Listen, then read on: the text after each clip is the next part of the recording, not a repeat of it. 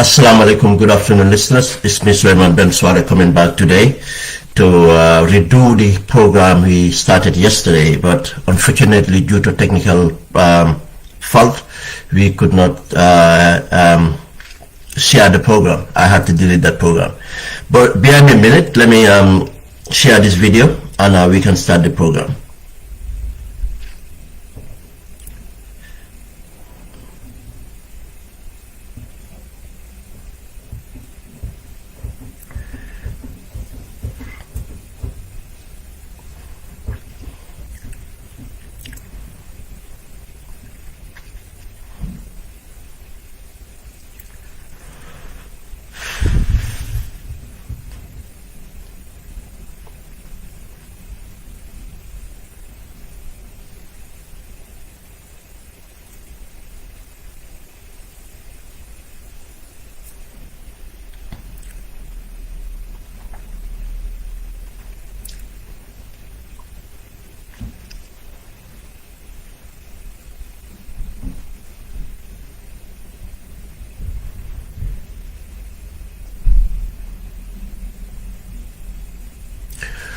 Thank you very much. Thank you very much. Today is the 10th, today is the 27th of January 2023.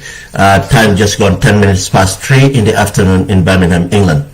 I am going to make this program brief. As I said yesterday, we could not, keep that recording we had due to the technical problems with the volume. But it seems I've figured out what the problem was, and it's rectified now. You can hear me loud and clear. I'm becoming on this platform, Open Gambia platform, and the topic of discussion is about the new development in the alleged coup or alleged plot coup or whatever the government of the Gambia calls it. 2 days ago, some of these suspects appeared before the judge, and there was new development. That's what we want to discuss about. But the reason even coming back today is to show the importance of this case. It's sad that we are having this sort of cases develop in the country again, but that shouldn't be a surprise, because this is the same people that were with the dictator and doing the same thing for the dictator. When they can sacrifice people for whatever reason They don't care about the consequences of what happened to, citizens, innocent citizens. They will abuse people's power, their rights, in order to satisfy their own selfish interest. Now, when the school was reported, it did not make sense. I can hardly find any Gambian who is conscious and open-minded, who believed that there was a coup. Even they themselves could not convince themselves that there was a coup, but they manufactured this coup. And as we suspected, as we were afraid of what was going to happen, it seems it's confirmed now that this is what's going to happen here, what is happening here. We've dealt with this development since it started to now, and I want to follow it, because without the interest, without putting interest in it, these people we have to hold them, we have to be vigilant. If not, they would just do what they do best, is to sacrifice the innocent life of citizens, which is again undermining our democracy, the freedoms we fought for. We have to be vigilant and hold this government accountable, because they're not fit for purpose and they're not ready to do good. And what I suspected is the worst that probably, again let me emphasize, because there's no, the narrative the government put out there is not convincing at all, does not make sense. And anytime they come out to brief the people, it's like they are reacting, and the more they come out, the more ridiculous this story comes out. And to the extent of pointing to more questions than answers. And all the time they come out, we have more questions than answers. And what I think might happen, disgruntled soldiers, I'm saying probably this might happen, they have said something on WhatsApp groups, just as many WhatsApp groups, or a disgruntled soldier might have called someone and said something, or disgruntled soldier might have said something in the midst of few people, other soldiers, and which is to say that this should be done or that should be done towards the government. This is what I believe happened, and someone took this and forwarded, and it coincides with people like Sankare, people like Sow, because they have their internal fighting. They have, they trying to survive the government. They're trying to secure their positions. They want to make show their loyalty. They want to make Adamawa insecure and see them as the guardian angels and stuff like that. And they went and took this and over-exaggerated to a coup d'etat. And now, because they don't have the evidence required to charge these people, the evidence required, to prove that there was a plot or anything of that sort, now they are going to manufacture it, which led them to the route of taking a special a special panel, or whatever panel they call it, but in this case, in fact, something the dictator used to do, and they call it best practice, because I don't know where they have ever seen it best practice, or other word they use, international best practice, or something like that. So in this one, even it's worse than the dictator. The people on the panel are secret.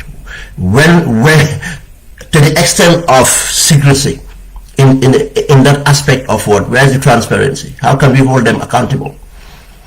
But this is all geared towards the manufacturing of evidence, because there's no plausibility even for this narrative. We dealt with all that. But coming back to the developments, yesterday when I could not share that video, I wrote an article which I shared on the Open Gambia platform, and I'll go through that article to guide me in the deliberation of this program. And the headline of this article was, "What does the release of 5 alleged coup plotters indicate in the case before the court?" And I said The witness of the state case alleging treason against the soldiers got further exposed by release of most senior accused soldiers, Captain Balde, Second Lieutenant Omar Koli, and Corporal Bakari Njai. And there are other and three other remain under protective custody. Why keep the civilians under protective custody whatever that means? Why are they not charged or granted bail? The minute they went to the court, when they first appeared, they charged them all, and they went to the courts first, and they went and told the judge that they were not prepared. They asked for an appeal. They were given the appeal, and they came back 2 days ago, and this time round they went and amended the charges. I will come to the charges, but to mean what that means that they drop people off the charges, and those people are the most senior. Remember when we started to ask questions, when they came and they said that a Lance Captain from the Navy was a ringleader to a coup, and all the people mentioned at that time, the initial intelligence did not include any senior officer, and people raised that doubt. Again, technically almost everyone they name were from one ethnic background, Mandinka, and some people raised that issue too. And next 2-3 days they went and arrest a captain who happens to be a Fula. They went and arrest a second lieutenant who happened to be a Jola, and another person, Jai, I don't know, because the Jai surname is very fluid. I'm not sure what ethnicity he was, but as if they were trying to fill gaps that we have raised again. And now, when they did that, not only arrest them, they did their investigations and charged them. And those people now are exonerated. But again, we came out and said a coup d'etat, so only soldiers without civilians. They came with presentation, and that so-called press release, not press release, press conference, and invited journalists and explained an operational plan.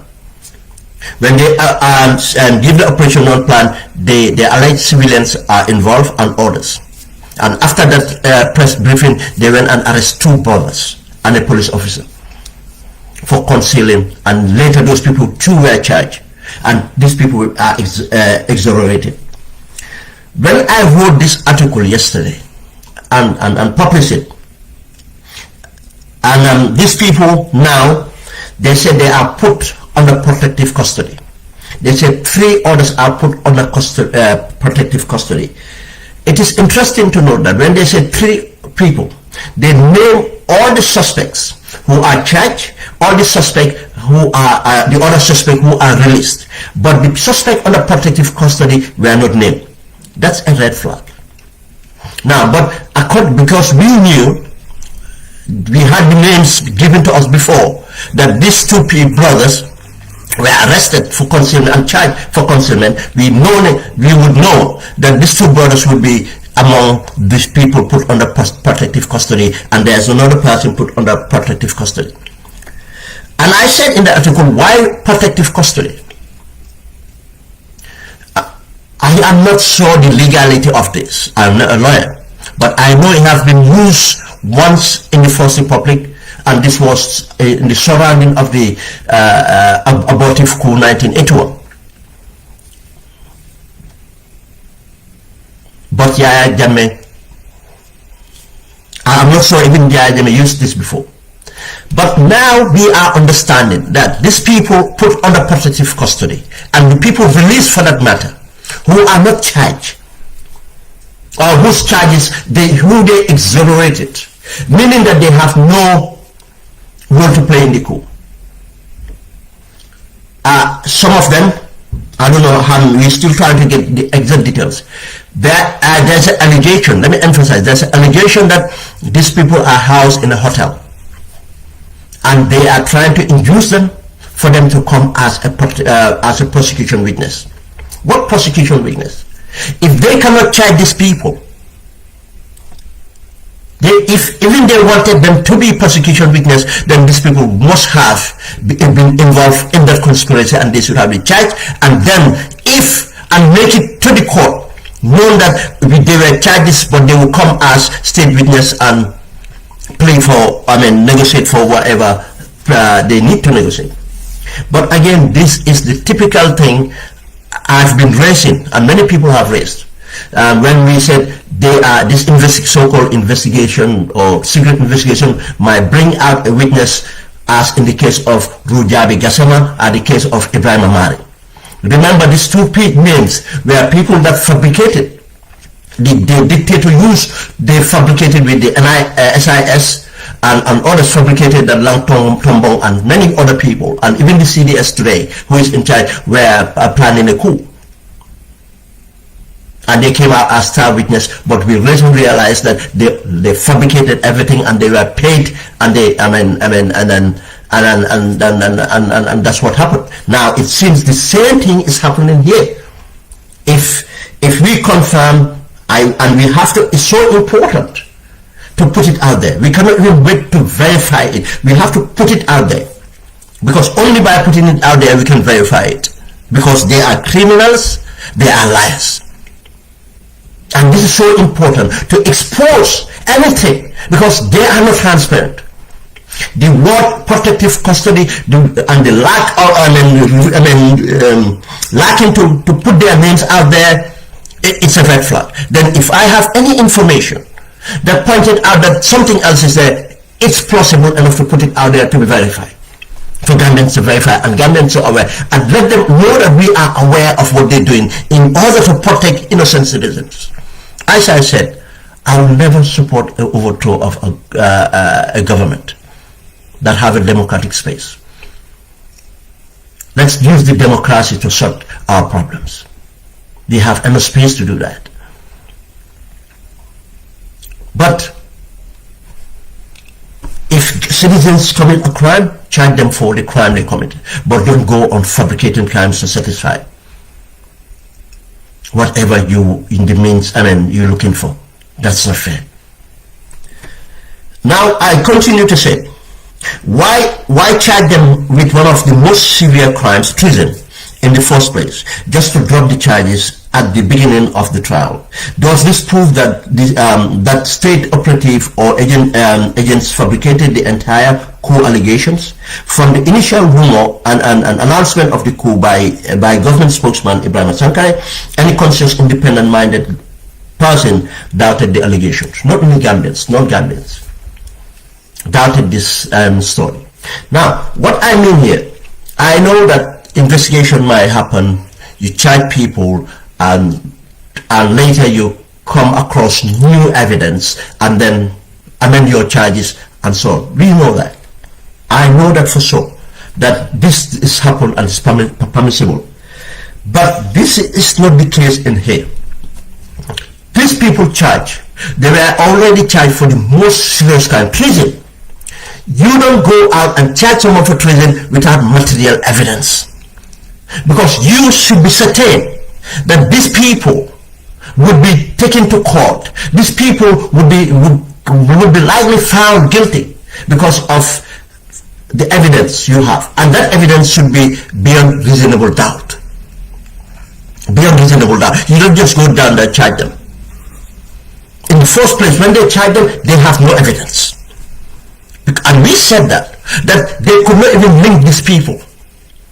It's matter of, yeah, I met him before, matter of, I spoke to him once, matter of these are the things. But there's nothing even substantial to say that, oh, this is a circumstantial evidence that we can work on. And even circumstantial evidence cannot be used to charge only. No, might be presented to build a case. But they went out there to charge these people so that they can justify putting them in custody. Again, put them in custody, that will start a psychological torture. And next minute, put them pressure and try and get a plea bargain from them. In the case that the case is so weak, they cannot get a plea bargain, what would they do? Inducement. I'm not saying these people will go online. I'll come to that. But this is, I'm saying this is what they're working towards to. This is the indications we have. I'm looking to the indication because we are holding these people accountable.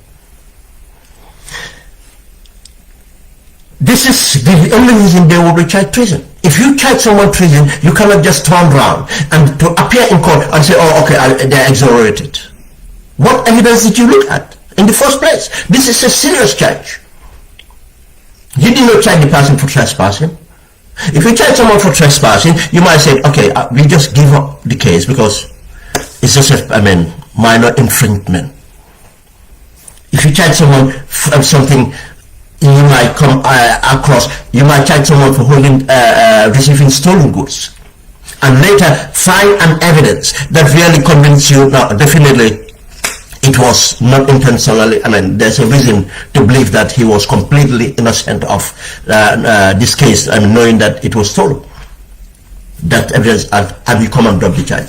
But for treason, you need evidence that can be proven beyond reasonable doubt to charge these people. Then if you release those people, and now the allegations are, and some of them are put on protective custody, whatever that means, and it's alleged that these people are put in a hotel, why not let them go to their homes? Why not put them on bail? Why put them on protective custody? Two of them are civilians. They have no means to go and mount an attack or anything. Put them on bail, restrict their bail. This is all why we are suspecting that, again, the indications of this release and what they're doing is indicating that everything was fabricated. We move on. Or a little bit of information was picked up from disgruntled soldiers and they blew it out. Or someone even went and lied about this. We move on. The next paragraph, I said, after realizing the weakness of their evidence on the treason charges, they now went on a fishing expedition with 3 more additional charges. Now, when they came back, they came up with extra charges. Yes, I understand. You might go and find more evidence, and in the case of the evidence, bring up more charges. But in this case again, they were already charged for treason. The minute you charge them for treason, at that moment you could have charged them for other things, because the evidence that would lead to treason, for you to charge them treason is the highest threshold. Is there. Now, when you get there, the evidence that leads you to there would be the evidence that will make you to charge them for other things. Concealment of weapons and other kind of things. This, because of through the evidence you have here, that's what led you to okay, this you already committed this crime. You already committed that crime. You already committed that crime, and everything here amounts to treason. Treason is the highest threshold. But no, they came with treason. Now it's like psychological, torture again. Get them treason, take them to the courts so that they will not get bail. Again, this is an abuse of process. Disregarding the rule of law. There should be a due process in investigation. There's a due process to take people through the criminal justice system. Because of we don't know these people does not mean that we should look the other way. Because of they are not known to come from prominent families. I don't know them. I know one of the accused, I think, is Sano. Have a brother that came out. He's an academic. He's got his doctorate. He's in the UK. I'm not saying that they are not from a well-stocked family. But look, we all know what I mean here. If they were politically connected, it would have been something else. It seems they are not politically connected, and some of them are really struggling to secure lawyers. And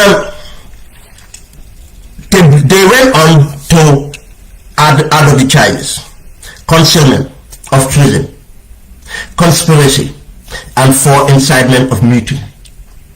You see, now the threshold, they brought other charges, lesser threshold, fishing exhibition to try to get one to lock them up. It's as the government is desperate to lock citizens up.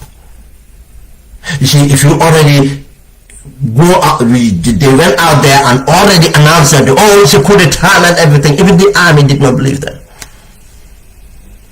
Even they themselves, they were not convinced. They brought the Minister of Defense. And we got information that the Minister of Defense did not believe in the coup. Yes. The Minister of Defense did not believe there is a coup. And again, through his reading of that message, same message shared by Ibrahim Sankar. Abu Jahl did not believe in the coup. Because that information he read, his body language and everything, plot, attempt, plot, he was all over the place. And he will not, he refused to take, why invite journalists if you are refusing to take questions? His body language. And for a security officer, not even a security officer, to turn around and for these people to continue to say Lance Corporal was the leader of the coup, is the leader of a coup. That's how stupid that these people can be. That's the stupidest thing to ever say. And you went and arrest a captain. What makes you rush to say that he is the mastermind of the coup? Even if there was a coup, you first came across a Lance Corporal acting as a leader. That you should not turn around. It's not logical. It has never happened. It's not something. At least just leave it to find out more. But no, they went to conclusion. They wanted a leader. When the minute they arrested them, they wanted a leader. Because of probably it's from him. I'm saying probably again. Emphasize. It's from him they heard something. Disgruntled soldiers again. I'm not saying in a plantamounts to overthrowing or having intentions. You have to have the means. Saying something doesn't mean that you intend to do it. Then no one will be fooled. There's more to it.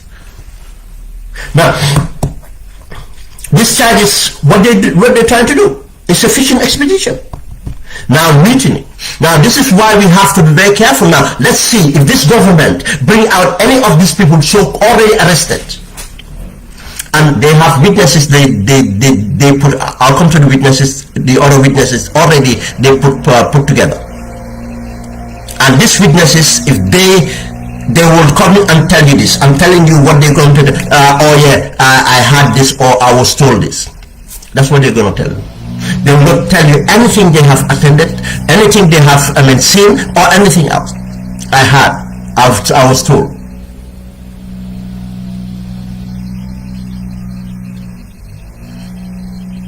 That's what they're going to come. Because so far, my investigation, some of these people are not, they are not even connected to these people again. For you to go and invite someone to a coup, must be someone you have connection with. If you, give you an example. 11 November, you can tell from one official to another what connections they have. You can see the groupings that came together, because we all know each other. I can tell you, if you hear Ben Suarez's name, you'll be scared. Oh, Ben will be. If Ben is there, that person is there. If that person is there, that's how it works. When Dotfal is named, people that know Dotfal straight away suspected people like Anuba and others, because they know the bond they have in the army, how they trust each other, how they loyal. The minute they said Basiru from Jara, Basiru Barrow, some people were, straight away suspected. They have a connection. But this so-called witness, they don't have any connections to these people. You just don't go out. If anyone does that, then that case is just a nutcase. If someone is going around soldiers, hey, I want to go over to the government, do you want to come on? Or I'm doing this. Then that person is a nutcase. Go take him to doctors, examine him, charge him for other things, indiscipline and other things. He is not a plotter. He's not overthrowing a government. He's not attempting to overthrow a government. It takes far more than that. That's why they don't have any evidence, because what they charge them for. No, now they are conspiracy. Now they're going to bring this witness. But I have trust in Justice Mahoney, Basir Mahoney. I have trust in him. I have believed in him. If it was certain judges, for his experience and his integrity, and I don't know him personally, I'm basing it on records, in public records. During Jammeh's time, he became a victim because he refused. Everything he had done, even the commission he headed, the land commission, he did it right. Jammeh was not happy. He did it right. And I cannot exactly remember which case. It was a case that Jammeh was interested in. He did the right thing, and that's why he was removed. Never had anything against him, and since he came back, he has been a very competent judge. I have confidence in him, and I cannot see the so-called witnesses to come, and we'll come to the so-called evidence they have. We'll talk about that. Apart from this witness, now they're trying to get this. Other charges to try to get a conviction. Why? Just go with an open mind. Look at the evidence and then determine. If they did not commit a crime, let them go. If they commit a crime, charge them according to the crime. Don't make it, because you already came out. That's what they already came out and lied to us. They already came out and lied to us. That's why now they would have tried everything to save themselves. A coup d'etat, treason, now concealment of the and that, as I said, during the process of investigation, then that's where you establish all this before coming to treason.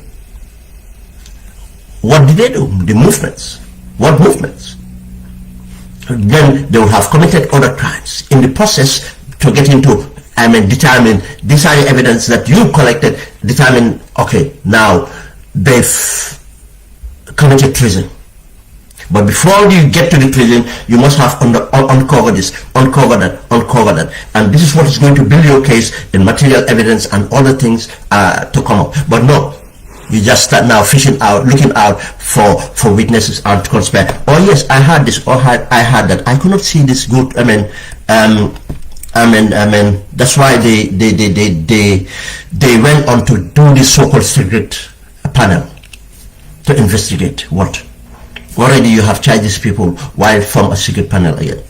But let's move again to explain this. Why additional charges? The state is desperate to convict these young soldiers to cover up their incompetency and the conspiracy they might have created.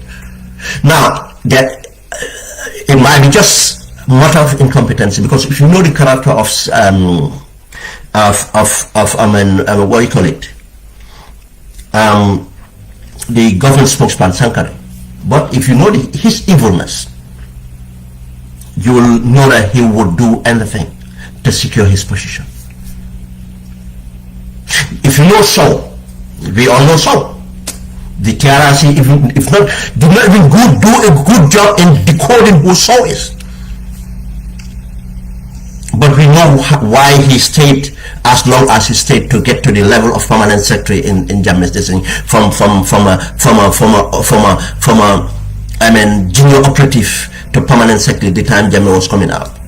And we know why he's still there and why Barrow is still in him, because of the job he does, dirty job he does. We know. Now, these people, they themselves,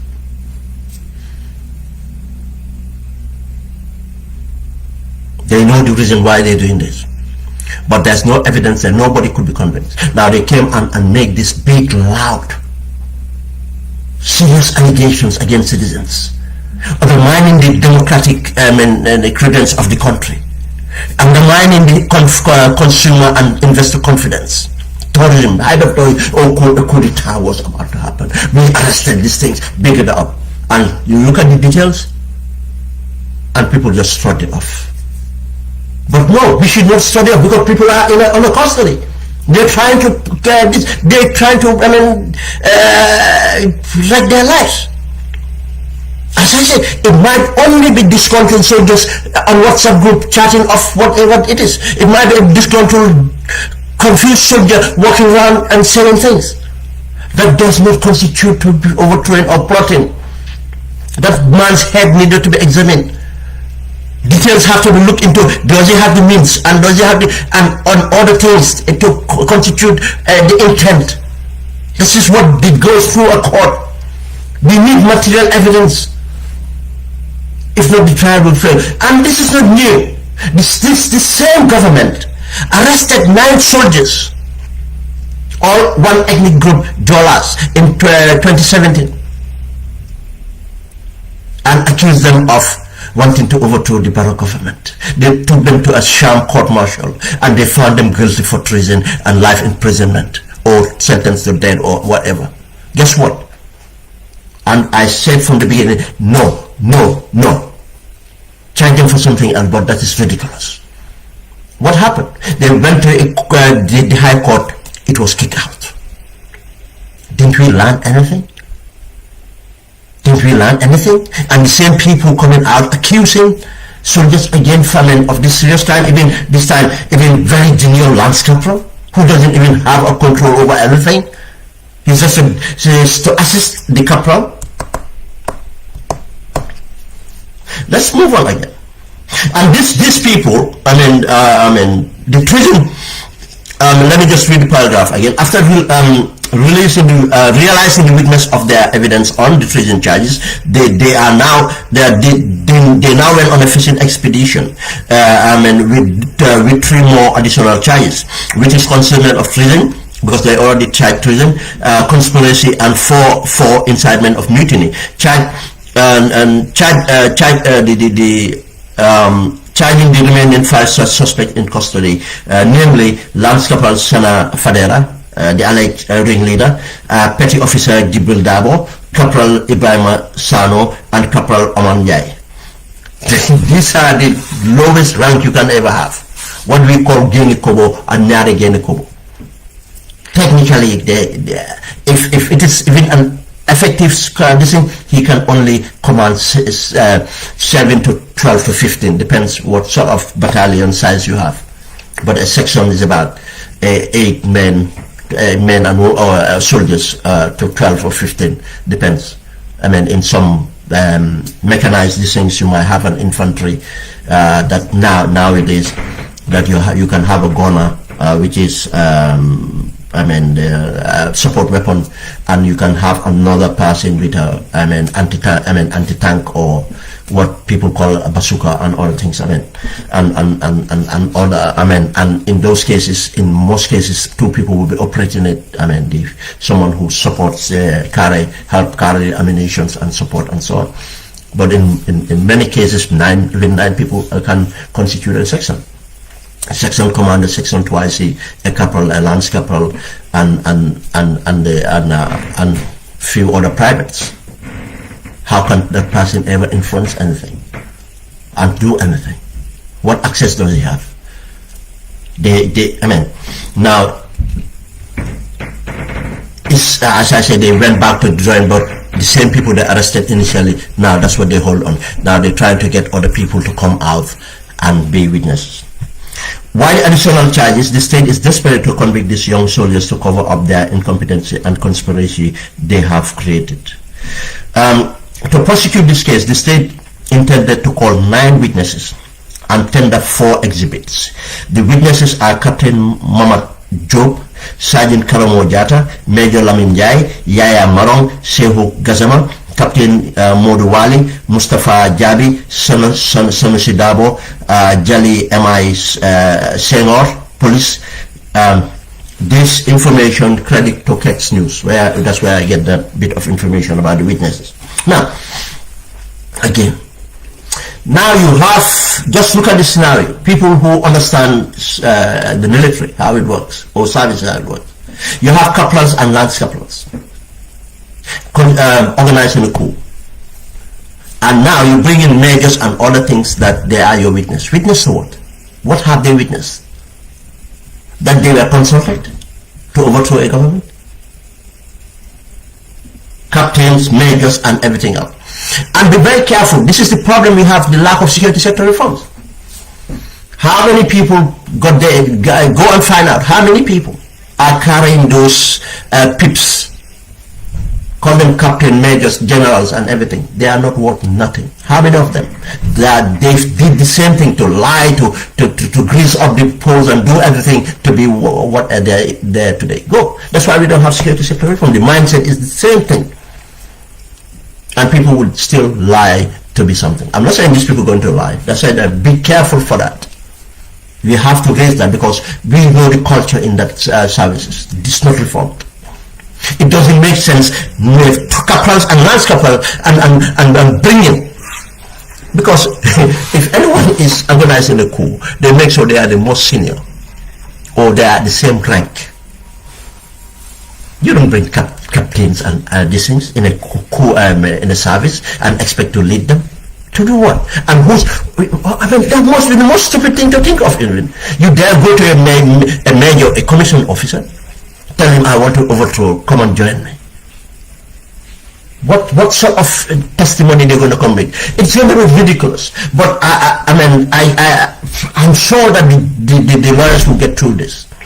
But again, don't be surprised. They deal in this case so much. Now they will just withdraw these things. They will do anything because we are holding them to try to save face. That's why it's very dangerous. These people are very dangerous people. It is nothing. And every time they come out, it's just more, they put out more doubt than anything else. This sort of witnesses, for what? What are they going to tell you? They were part of the coup? Or they've been informed about the coup? Or all these people were informed, or how all these people knew about the coup? What they're going to be testifying for? What they're going to testify?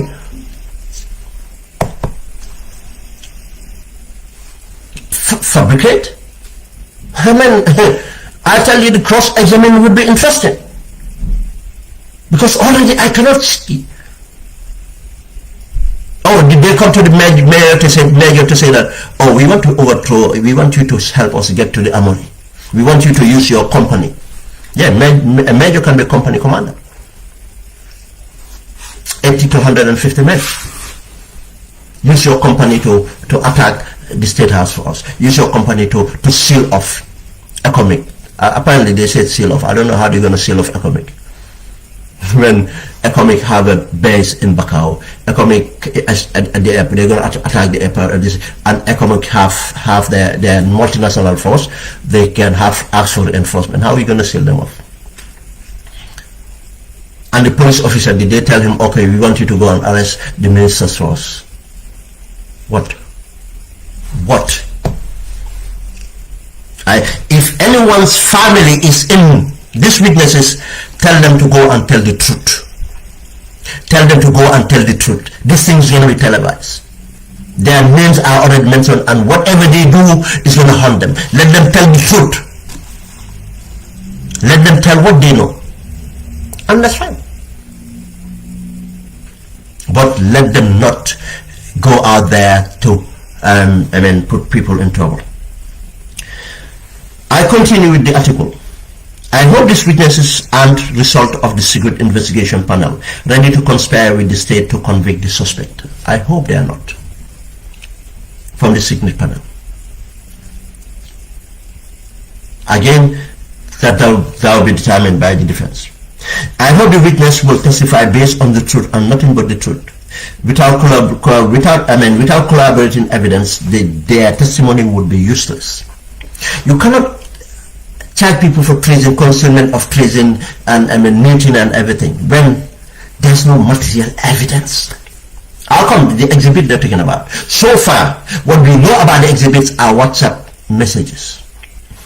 Actually, if you have the means to go through all these WhatsApp messages, I have seen what we call in the Gambia intellectuals. saying the same thing. All these governments should be, even the green boys. Women saying it, men saying it, and the green boys should even take over because of the frustration, because of the failure of this government. People are even contemplating. You think soldiers would not even, the same thing, frustration, say the same thing? Go through the WhatsApp groups. Then how many Gambians should be tried for planning to overthrow the government? It's without merit. That saying, giving out statement does not tantamount to overthrowing a government or intent.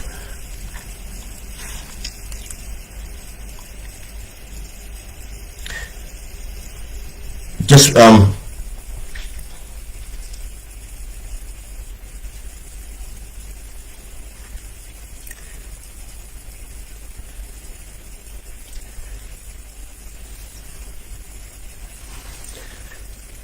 I said, I have confidence in the trial judge to deliver a fair verdict. People familiar with the investigation said that the exhibits are nothing more than WhatsApp messages, which support the theory that we are dealing with disgruntled soldiers who were overheard making irresponsible comments, but not anything that can fit the charge brought before the court. I have confidence in the judge. What I'm dealing with here is the process, the cowboy operators, the evil mafia that fabricating everything. That's this I'm taking.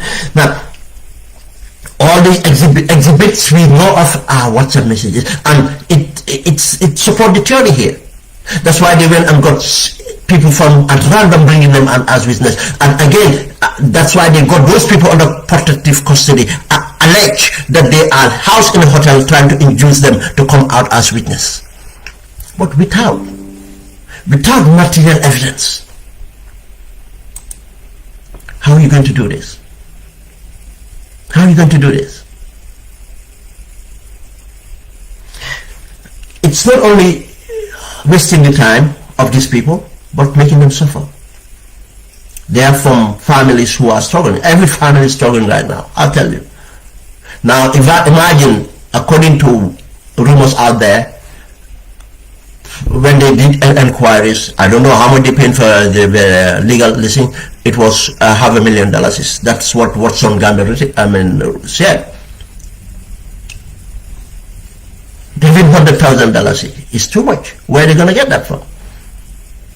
But not only about whether they can, even if you get that money, if your son is accused of treason and then a soldier, your brother, your sister, your husband, what do you feel? And a state, for that matter, that's to protect you. Just imagine that.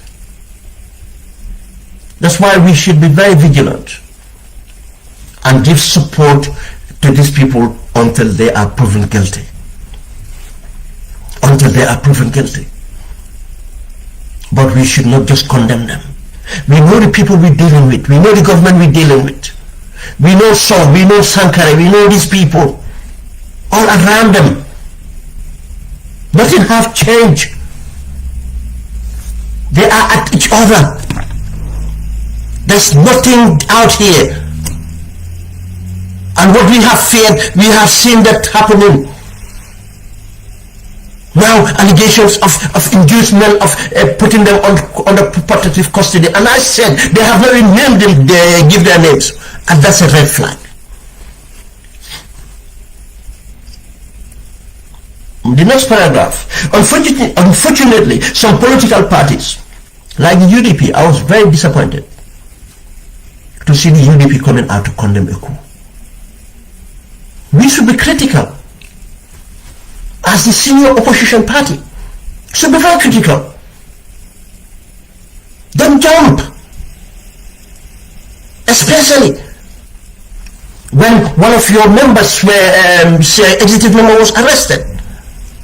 You came and defend him, but after go and acknowledge that yes, they couldn't go. We know who we're dealing with. We should not shy away because other people condemn. Oh yeah, we have to come and condemn. No. All those institutions that came out to condemn. We know ECOWAS. They're a bunch of cowboys.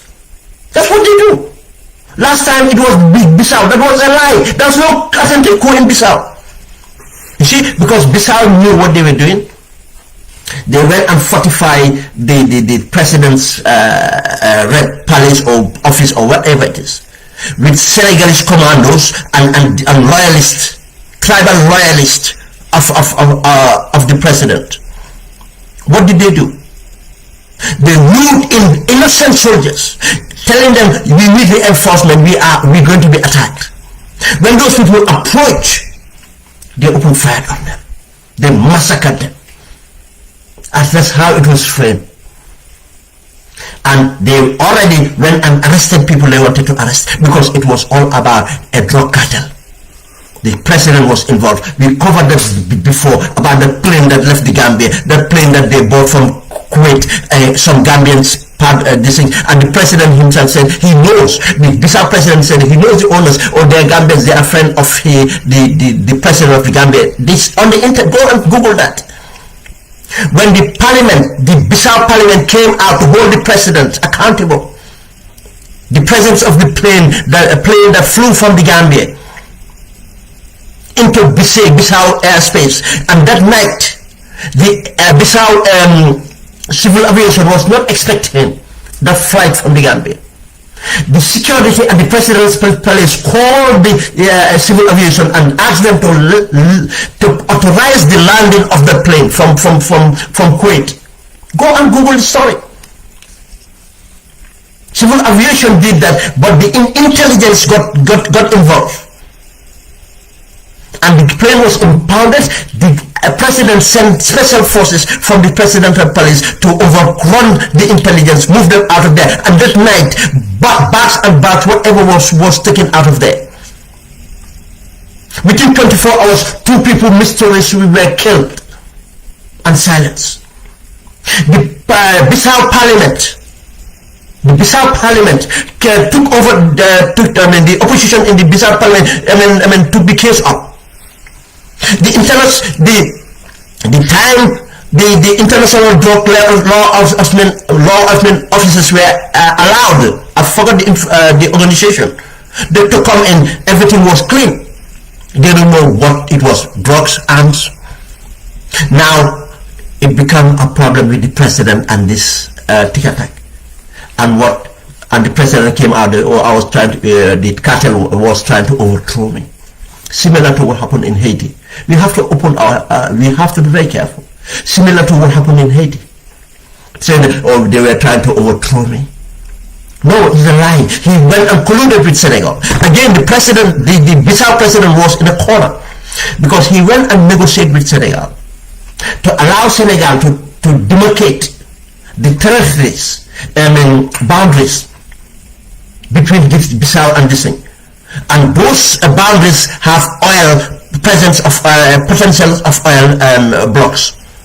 And already Parliament have agreed that a special commission will be set up to negotiate with Senegal. The president went behind and signed an agreement with Senegal, allowing Senegal to have rights. Yes, that's why Senegal sent their special forces, embedded with the Bissau loyalist, tribal loyalist guards. And they call reinforcement from one of the naval base. Why naval base? Because they want General Bubu Nacho. Yes, they are all criminals. To say that General Bubu Nacho's loyalists came to attack. They called them to ask them to come and reinforce the state house because they're going to be under attack.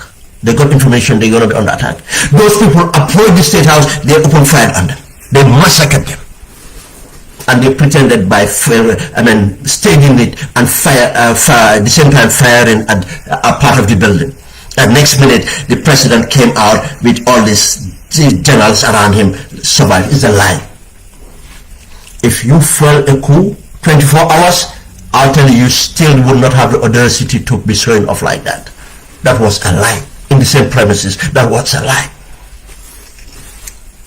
They did very convincingly, but still, people can see the lie. This is what government do, especially government like that. They may have done systematic things.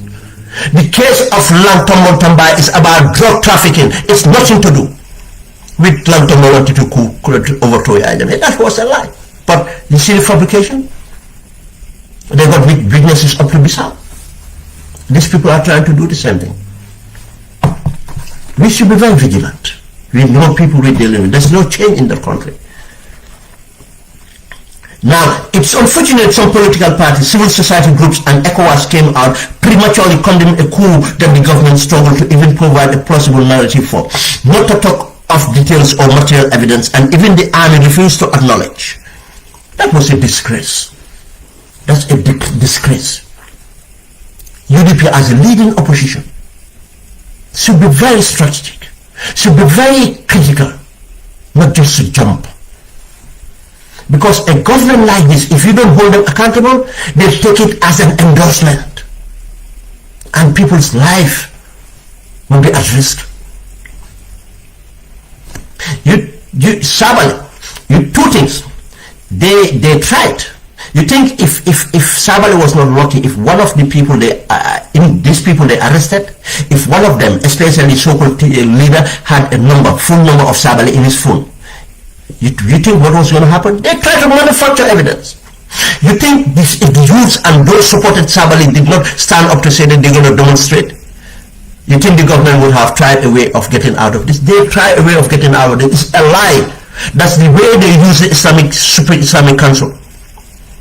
They are conspirators to the bad governance in that country. The Super Islamic Council, they are conspirators. The same thing they do for Yajame. Anytime Yajame wants an endorsement for anything they do, when Yajame went and criminally killed people, they come and endorse it. Anything Yajame they come and endorse it. This time round, the government want to get out of something, they came out to say that they negotiated for Sabali. Why negotiate for Sabali? Sabali was innocent. Why negotiate for him? Why not the rule of law? Everything should be. Why not let the rule of law to go? Why not go and negotiate for these people? Why not negotiate for Junior Baitulai? People who doesn't know Junior Baitulai is a young man, gentleman from around Birkama area, who just made audios saying the same silly things. He's tried for treason. He's still in prison. He's still in prison, not before the courts, because no one advocates for him. Why can't they go and negotiate for Junior Baitulai? A single person, a civilian, a young man, tried for treason. And how many mistrials of justice going on? That's what's a lie. They help the government to get out of it. That's why we should be critical.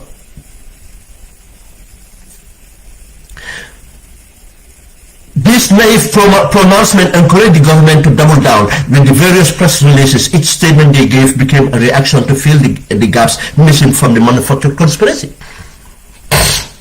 The minute ECOWAS, the Bar Association, the opposition came out to condemn a coup. Where is a coup? Oh, I forgot. Another thing is in Bissau. When that happened in Bissau, guess what? The same president that said that he doesn't need asked ECOMIC to leave prematurely even before their time, decided to bring back ECOMIC. And now, guess what ECOMIC is in Senegal? In Bissau is mainly of Senegalese troops. And again, we think that this thing did not have that indications, because not only that, yes, it was already extended, but we are going to make a case of instability. And the continued dependence on Senegal for now, our security is continue compromising our sovereignty. And Senegal, the same thing. We have boundary dispute with Senegal. We should know this. Since time of independence, during Jammeh time, there's a boundary commission. I don't hear about the boundary commission again. It was chaired by the permanent secretary of lands. Boundary commission. Some of the land borders, there's a dispute within the land borders, and between those the disputed areas, it's there are potentials of of minerals within those borders. Every prospect we have, in the country, be it our Block 4, Block 5, it's adjacent to Senegalese prospects in Casamance. If you go to the Salom Delta, the prospects we have in Block 1, Block 2, I don't know our blocks anymore. It's adjacent to Sangomar, what they call Sangomar, which already Senegal is exploring.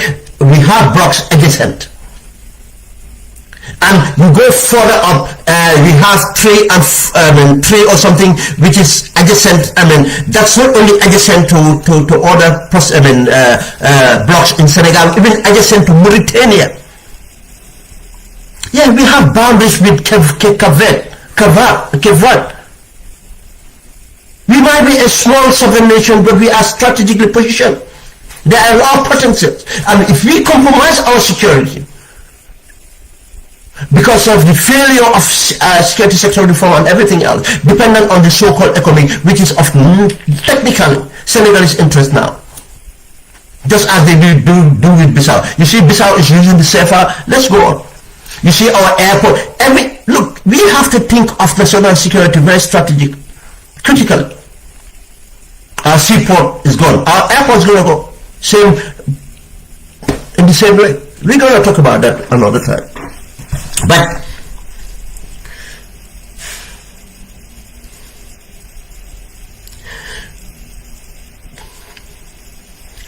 I continue. The next paragraph said, further providing ammunition to the government, sycophants peddling lies, accusing innocent citizens perceived to be opposed to the state of supporting an alleged coup.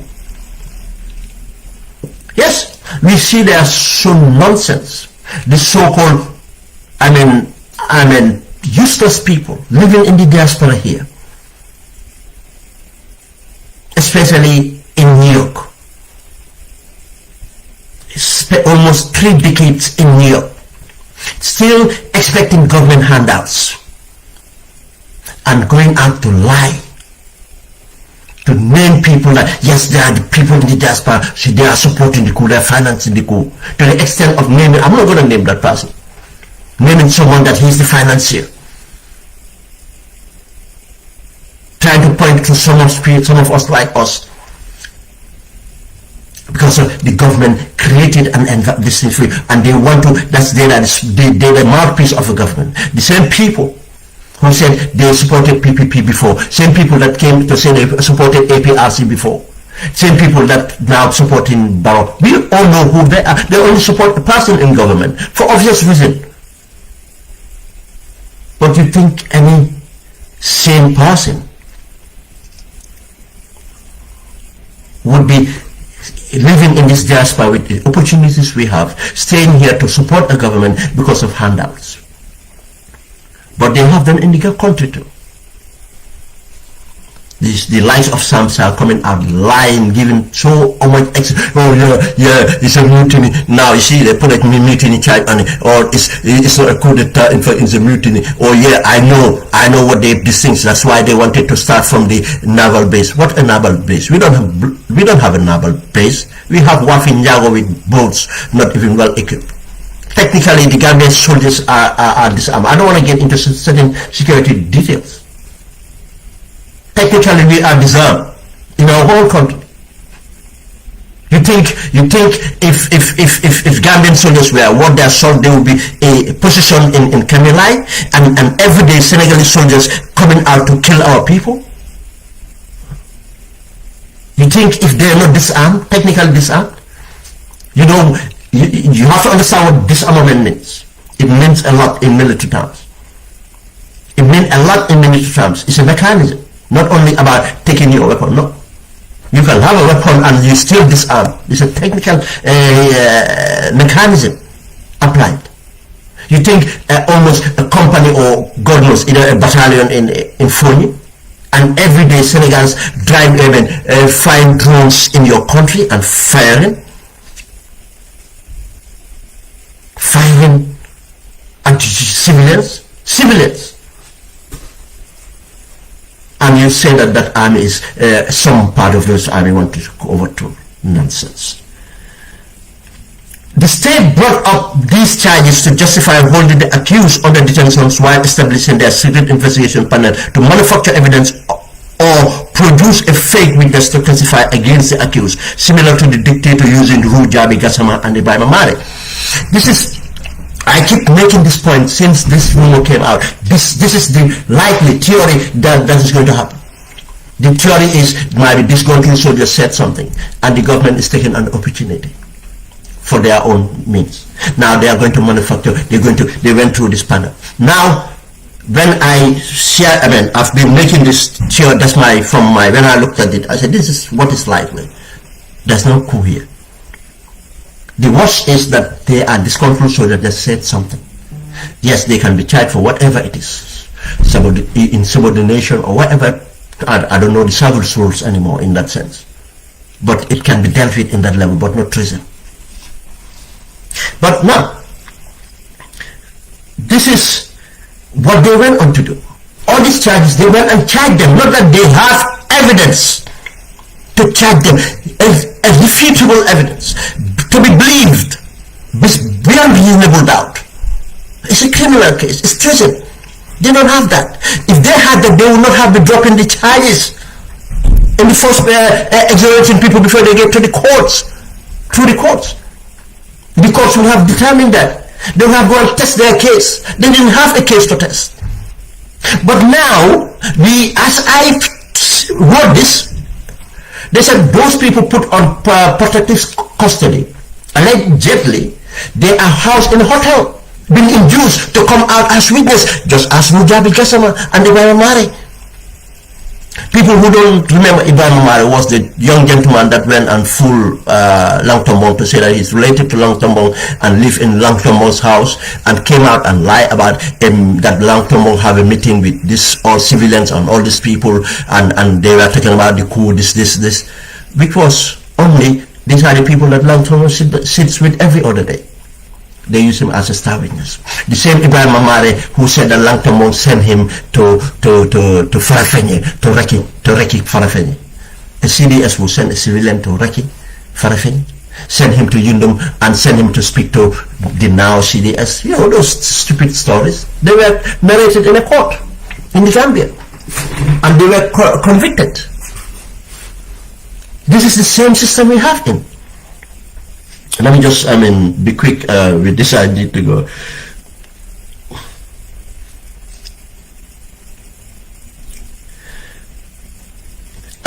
As some skeptics said from the beginning, state operatives and agencies were very likely, I emphasize, manufactured the coup as they always had done for the dictator, for a reason best known to them.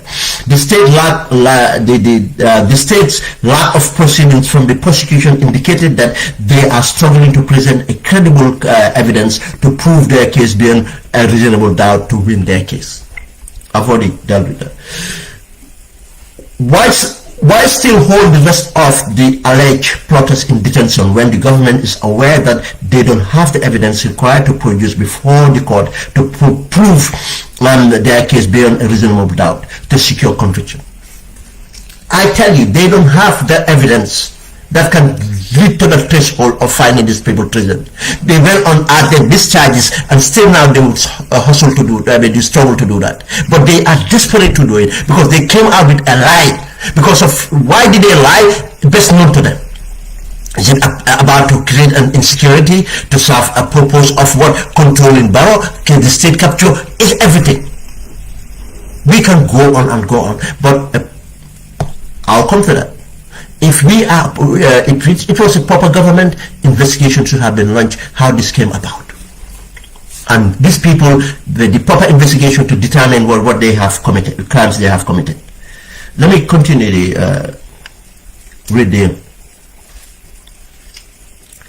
How can the state convince the judge that a Lance couple with 5 other junior soldiers attempted or plotting to overthrow the government without the means or material evidence to execute the alleged operational plan that required a battalion of soldiers heavily armed to take a multinational force with at least some loyal state troopers. How can you go to a court and to convince this court that a lance corporal and corporals, these are the only people arrested now, taken to the courts, were ready to overthrow a government? That requires an operational plan. The one that gave us the operational plan. That operational plan required a minimum. You know, in military, it should be 3 to 1. If I know that you have a platoon, you have 30 men in a location, and I need to come and get you, I need something like, to be safe, I need 90 men. The 30 would pin you down, the other 30 would be taking one approach, the other 30 would be taking other approach. You don't underestimate an enemy. You have to be really ready for it. I'm just saying a battalion. Even what they need to do is more than a battalion, because they are what the operational plan said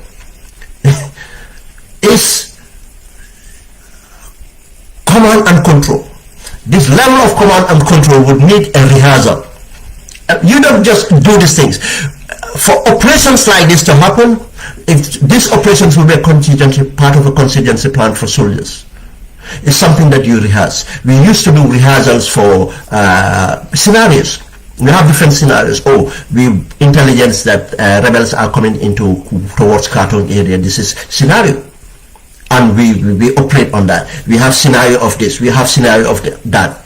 Things that were likely to happen. As a contingency plan, we train and exercise for that. For when it happened, we will be able to spring up and do it. Then every level of command will know what to do. The battalion commander would not know what to do, what deployment to do. The company commander would know what deployment, platoon commanders would know, section commanders would know, and we do these battle drills and rehearse this and over again. Now, if it becomes reality, the deployments, what we need, the equipment we need, the logistics we need, how we're going to move these things. We know the topography, we know the area, we know where the forests are, where the settlements are, what kind of settlements are there, the ethnic compositions of it. That's part of the intelligence. I mean, are they likely to be sensitive to certain things? I mean, because when you do these things, insurgency, counterinsurgency, you have to win the hearts and minds of the people. I mean, are they likely to be supportive of the insurgents and everything else you need to? Then how do you contain this? How do you contain this? How do you operate this? How do you do this? How do you do this? And everything. To do something like what they said would require more than a battalion, because you have to attack simultaneously at the same time. You don't say that, okay, I'm moving, and they said, oh, they were going to start from the naval base. And they come and take over the naval base. What's at the naval base? Probably there's not even enough petrol to move the boats to a location that you can do anything. And why start from the naval base? How many people do you find in the naval base? How many people would... one petty officer, there is... it's just ridiculous. When you even start to go through this, you cannot even continue, because it's just ridiculous. Even Rambo movies don't work like that. Now, from the naval base, you have to go and get State House, where Senegalese old soldiers are held, stationed with support weapons and everything. How many men do you need, and the firepower you need? This is a fortified location. They have raised sentries, they have, all these things, they have all fortified this thing, and they have the heavy weapons, they have enough men and supplies. Now, how much of supplies do you need to carry with you? How much ammunition do you need to carry with you? How much of heavy weapon you need to carry with you? And then those heavy weapons need enough ammunition to fire, to suppress, because you will need to suppress State House. You just don't come in and walk in, oh, we're taking over. No. You have to fight for it. You have to, and if you advance, I mean, it's just ridiculous. Let's just not even go there. And whilst you're attacking State House, there's a team attacking the Denton Bridge. Whilst you're attacking the Denton Bridge, someone is attacking Bakau. And remember again, you are not attacking economic, you are attacking any other location. And these Gambian soldiers, they're loyalists to fight back. How can you pacify the entire Gambian soldiers not to fight? You see, it does not come that easy. How can you convince now a judge to believe that these young people inexperienced even in battlefield? If the lawyers know what they do, put your people on these things, even go through their training, what do you call them, chats. Prove to them that these people are not even capable of leading a section properly. Have they ever gone through a real battle scenario? Are they hardened soldiers? You can go through all that. Apparently some of them are part-time soldiers. They are spending 3 years in the university. They normally just come in to take their wages. You see, I mean, how can you convince a judge? I hope the defense know what to do. Put your people on. Let them tell you how long they serve in this thing. What exercise have they been part of? Have they done a life round even exercise? Apart from shooting at a target. I mean, it's just ridiculous. Now you have to attack airport. You have to attack this. How can you convince a judge that these 5 people were going to do that? That's what a coup d'etat would be. That's your operational plan. Oh, and who is going to arrest all these ministers? And you think that Barrow might care about any of these ministers? You arrest a minister, then Barrow will say, "Oh, he's holding Ben Sware. Let us not fight back, because of then Ben Sware will die." Barrow cares about himself than anybody else.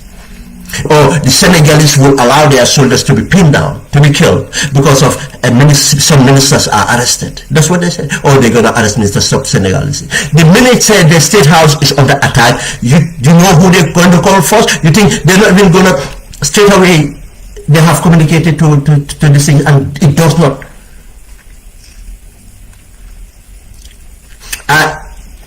The amount of forces in strategic locations that will need less than 30 minutes to be mobilized and to head on to Banjul from Senegal, either by sea, by air, parachuted and other things, less than 30 minutes. From the Salum, from Chase, from Jollof, from everywhere else, from Casamas, anywhere else. You think they will sit down? Oh, we had that they hostages of ministers. When Jawara and his family were hostages, did they not come in? It's ridiculous. I'm talking about, they're going to take the Radio Gambia. Who wants Radio Gambia? Which proper soldier would think of Radio Gambia now? Who could it has now do? I mean, Radio Gambia do what? Who listen to Radio Gambia? You go Facebook Live. You go to Facebook Live. Go and look at the coups that happen in the West African region. To say that service people are even reading these operational plans is just a shame. We continue here.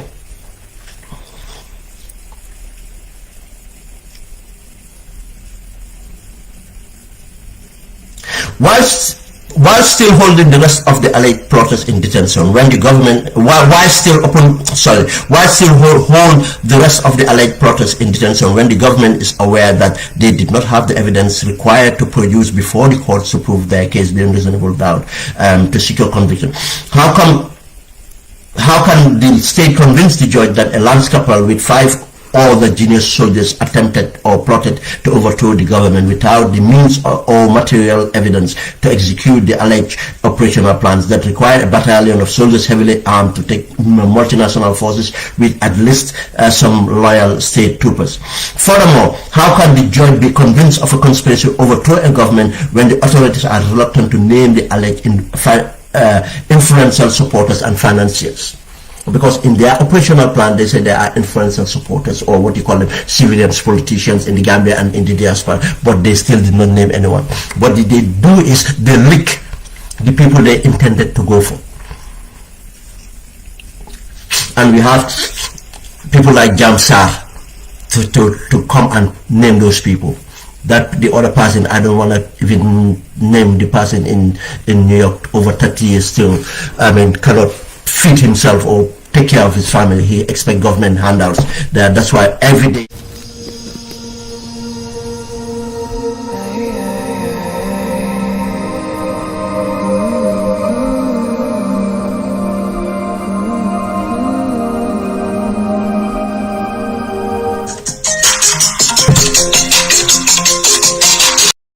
or plotted to overthrow the government without the means or material evidence to execute the alleged operational plans that require a battalion of soldiers heavily armed to take multinational forces with at least some loyal state troopers. Furthermore, how can the judge be convinced of a conspiracy to overthrow a government when the authorities are reluctant to name the alleged influential supporters and financiers? Because in their operational plan, they say they are influential supporters, or what you call them, civilians, politicians in the Gambia and in the diaspora, but they still did not name anyone. What they do is they lick the people they intended to go for. And we have people like Jamsar to come and name those people. That the other person, I don't want to even name the person in New York, over 30 years still, cannot feed himself or take care of his family. He expects government handouts. That's why every day he go out there lying against people. On WhatsApp audios, even if he's in his sick bed, he cannot even help himself. He have to come out to lie, because that's how he will be feeding himself. For anybody to be in this diaspora, to expect to be fed by a government that is stealing from people, and people are dying in our hospital, people are dying for everything else. These are the kind of people that supports this government and support this theory, and they think they can silence us because of they can lie and fabricate. We know who we are. We don't need someone else to tell us who we are. When is the state going to back up their ridiculous statement by at least naming the civilians, politicians, and diasporans they allege are accomplices to the alleged coup, instead of them assigning their desperate job seekers to release audios ranting, accusing innocent citizens in the diaspora of backing an alleged coup? Well, now the government that came and read an operational plan. Why would you read an operational plan when you don't investigate to see whether there's any evidence about this? Why hiding? Why would government hiding a coup? Whose interest it is? Why? They're lying. Because they know those influencers will come after them. I was waiting, people like us, we're waiting for them. Let them come out. Let them come out and name us. Let's move on. The state should admit the obvious, that this is all an overreaction to information of possible disgruntled soldiers recklessly voicing out their frustration and drop the treason charges. They should be bold enough to say that they cocked up. If we had a president, that's what would have happened. But he's clueless. He is clueless and surrounded by psychophants who are clueless, who are just desperate. Even if they have education, it's just nothing. It's just certification. It's shameless. They are after the wages they take home and feed their families, not what they contribute to the national development. The government should then launch an investigation into the handling of the episode to determine who concocted this and why and how the case escalated to the level and caused so much damage to our flagging democracy and suffering to some citizens, risking undermining the rule of law and the justice system, judicial process. That's what they should do. Investigate how did it come about.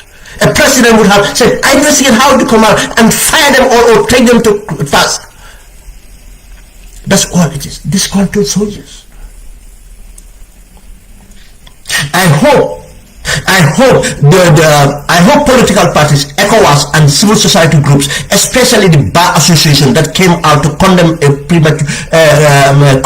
coup prematurely, will be vigilant and join the rest of the people holding the system accountable to ensure free and fair speedy trial of for the rest of the alleged coup protests, especially the Bar Association. It's a shame. They should know better. They see the same story of Yahya Jammeh being played before us. The same Bar Association, never see them with all these judicial mishaps come out. But they easily jump on. I don't know the other civil society organizations. When we have a lot of things to hold accountable, we will never see them hold accountable. But whenever the government is needed support, they come out and support with statements. And I am disappointed. Yes, especially with the UDP coming out to condemn something of such. I hope they'll be vigilant. They should not just sit there now and let these people be taken to the milk grinder. Let them, because now Sabali is not part of it. No. They should be out there and ask the questions. Hold these people vigilant. Make sure they have a free and fair discussion. Thank you, guys. It's taken a long one. I wanted to do it 30 minutes, but it's got to an hour and a half. Thank you, and have a good afternoon. Thank you.